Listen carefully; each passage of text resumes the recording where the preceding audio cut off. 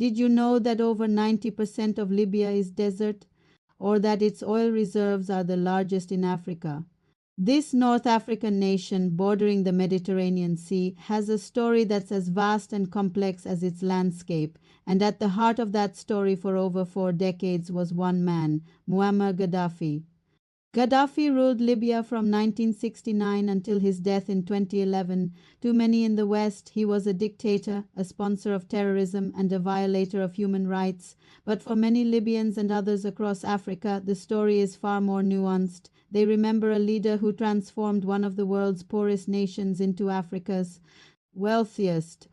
Let's rewind. In 1951, after gaining independence, Libya was heavily reliant on foreign aid. Then, in the late 50s, everything changed with the discovery of oil. But it was Gaddafi's rise to power in 1969 that truly shifted the country's trajectory. He envisioned a new Libya, one where oil wealth wasn't just for foreign companies or a select few, but for every single citizen.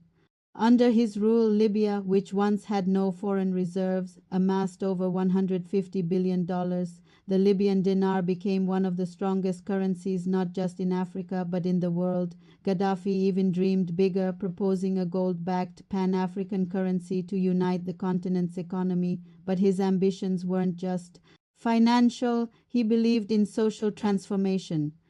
Before he came to power, the literacy rate was a mere 25%. Gaddafi made all education, right up to the university level, completely free.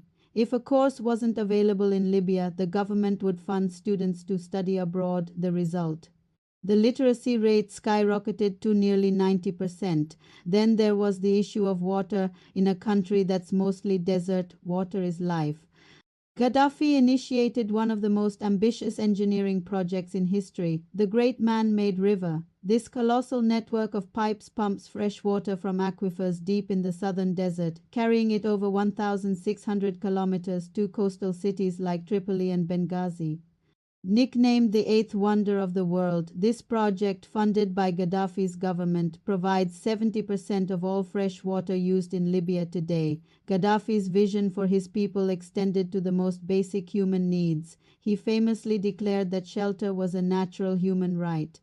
In his Green Book of Political Philosophy, he vowed he wouldn't get a house for his own parents until every Libyan had a home.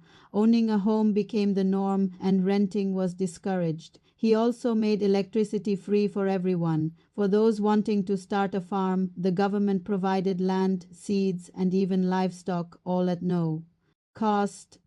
Basic food items were heavily subsidized to ensure no one went hungry. Loans were interest-free, adhering to Islamic principles. And if you wanted to buy a car, the government would subsidize up to 50% of the price of gasoline.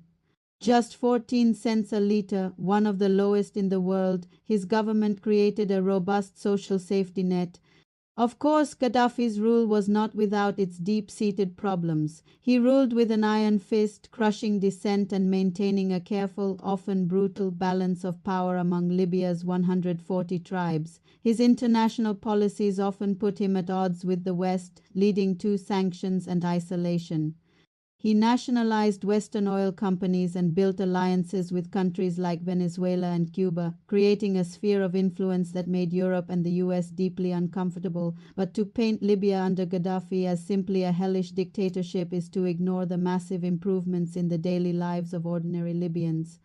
The story is a paradox, a tale of brutal suppression alongside incredible social and economic progress. From one of Africa's poorest nations to its leader in human development, the transformation was nothing short of staggering. It's a complex legacy and one that's still debated today. What are your thoughts on Muammar Gaddafi's time in power?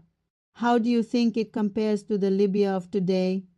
Let us know your perspective in the comments below. We'd love to hear what you think. Thanks for watching. If you found this video insightful, please give it a like and subscribe to our channel for more deep dives into the fascinating stories that shape our world. Don't forget to hit that notification bell so you never miss an update. We'll see you in the next video.